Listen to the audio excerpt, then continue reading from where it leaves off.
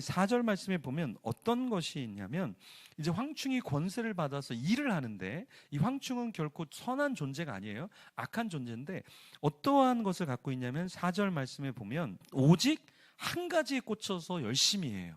그러니까 어떤 것은 관심이 없냐면 푸른 거, 수목 이런 거에는 1도 관심이 없어요. 이 황충의 관심은 오로지 입맞지 아니한 자, 그 사람을 해치는 일만 열심히 하는 거예요. 근데 우리가 이런 악한 존재에게도 배울 점이 있다. 그게 뭐냐면 내가 뭘 해야 되는지 어떤 존재인지를 명확히 알고 있다라는 거예요.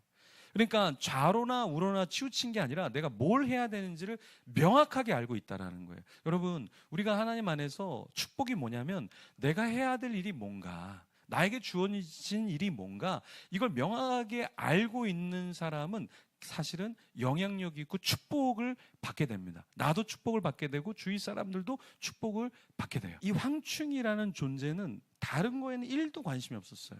누릴 수 있는 거, 취할 수 있는 것도 자기가 권세가 있으니까 저 정도 파괴력이 있으면 내가 원하는 건 뭐 금은보화를 내가 캐어서 가져갈 거야. 이런 욕심을 부려도 막을 존재가 없어요. 막을 대상이 없어요. 근데 그런 건 1도 관심이 없고 오직 뭐에만 관심이 있어요? 오직 이마에 하나님의 도장이 찍히지 않은 사람들만 해치는데 그 권세를 받았는데 그 권세만 행하더라는 거예요. 이 너무 사실은 악한 존재지만 우리가 배울 점이 있다라는 것이죠. 그래서 아까 제가 이야기한 타이렁이라는 존재 여러분 기억하시죠? 타이렁이라는 존재가 사실은 뚜렷한 목적과 목표가 있어서 악한 존재가 됐거든요. 자기 중심으로. 그래서 자기가 원하는 그 쿵우의 세계에서 자기가 후계자가 되려고 했고 드래곤 마스터가 되려고 자기가 욕심을 부렸던 존재, 타이렁. 그래서 악한 존재가 되었잖아요. 그래서 우리도 이 타이렁이나 황충과 같은 존재가 될 수 있는데 그것이 뭐냐면 자신의 목표를 위해서 그 목적을 가지고 사람을 죽이려고 하는 것. 그럼 우리는 이미 어떤 존재가 되냐? 이런 황충과 같은 존재가 된다는 거예요. 우리는 사람을 살리는 존재가 돼야 돼요. 근데 내가 사람을 살리는 게 아니라 나의 목적과 나의 목표를 위해서 나의 이득을 위해서 사람을 괴롭게 하는 존재가 된다면 나랑 타이렁과 별반 차이가 없다라는 거예요. 그리고 황충과 나는 전혀 차이가 없다라는 거예요. 여러분, 연합사역을 이렇게 하다 보면은 어떤 게 있냐면 자기의 입속을 차리려고 하는 사람이 있어요.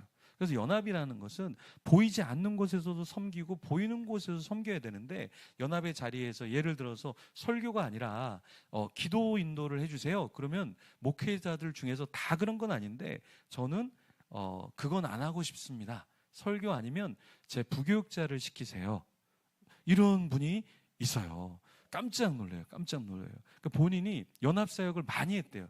그래서 목사님 마음을 너무 잘 안대요. 그래서 자기는 설교를 안 시켜도 그냥 기도만 시켜도 저는 아무것도 안 시켜도 괜찮아요. 이렇게 얘기해서 그러면 기도 인도도 시간이 30분 이렇게 40분 이렇게 되거든요. 근데 기도 인도를 시키면 저희 교회 부교육자 분을 시키도록 하겠습니다. 저는 그건 안 하겠습니다. 이런 존재자가 있어요. 깜짝 놀라죠. 왜 그럴까? 항상 사람은 드러나는 자기의 이익이 있을 때 움직이려고 하고 자기가 생각하는 이 정도가 나에게 없으면 나는 하고 싶지 않아. 이렇게 되는 경우가 있다라는 거예요.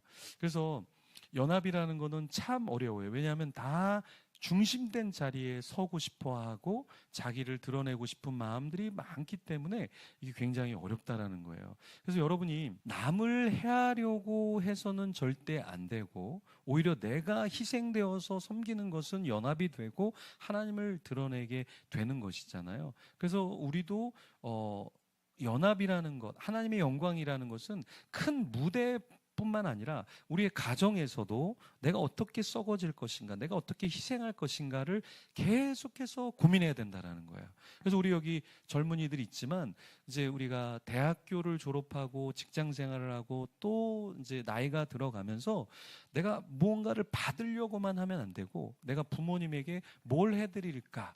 그리고 내가 사회에 뭐를 해야 될까? 우리 교회를 위해서 뭐를 해야 될까? 내가 속한 직장에서 뭐를 해야 될까를 끊임없이 여러분 고민하셔야 돼요. 예.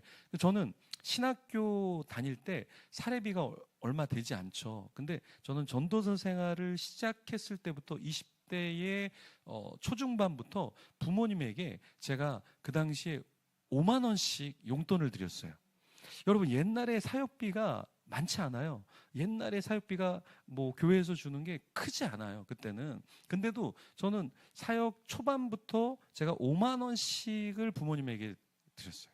지금은 이제 양쪽 부모님에게 다 이렇게 시댁과 처가에 부모님에게 용돈을 다 드리는데, 이거를 우리가 젊을 때부터 나의 부모님이라 할지라도 섬길 수 있어야 되고, 교회를 섬길 때도 여러분들이 내가 어떠한 나의 목적과 이득을 위해서가 아니라 교회에 대한 마음, 사회에 대한 마음, 이것들이 다 여러분이 그리스도의 빚진 마음으로 그렇게 살아가야 타이런 같은, 이 황충과 같은 죽이는 존재가 되지 않는다라는 거예요.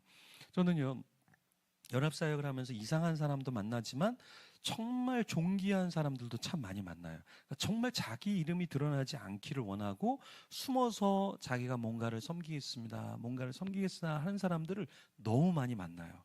그래서 사실은 이 연합이라는 것이 다 되는 거예요.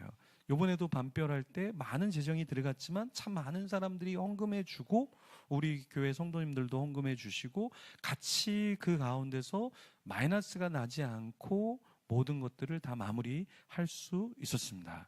하나님의 일에는 하나님의 사람들이 있어요. 그래서 그 하나님의 사람들의 섬김을 통해서 하나님의 나라가 이루어져 가는데, 그 사람들의 삶을 보면 자신을 향한 목적과 목표가 빠지기 시작한다라는 거예요. 그러니까 신앙이 성숙한다라는 건 뭐냐면 나의 색깔이 점점점 더 빠져가는 거예요.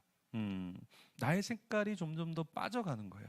그리고 내가 중심의 센터가 되는 것이 아니라 다른 사람이 주인공이 되도록 나는 자꾸 어시스트를 해주는 거예요. 예, 공을 자꾸 그 사람한테 주고 그 사람이 주인공이 되면서 하나님 앞에서 쓰임을 받게 해 주는 것이죠.